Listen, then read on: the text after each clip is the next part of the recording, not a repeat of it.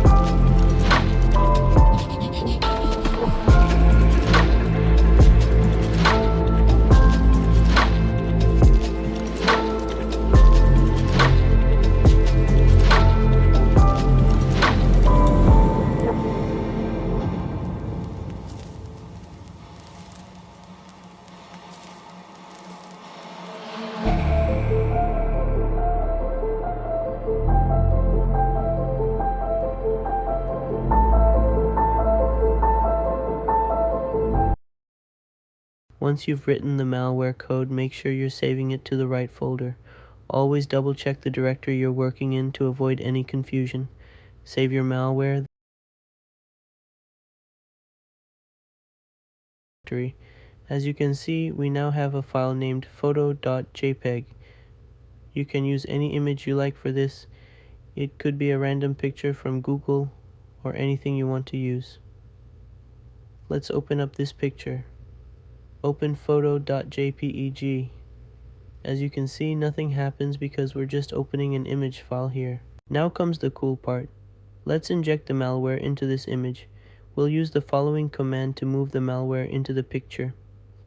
mvmalware.piphoto.jpg.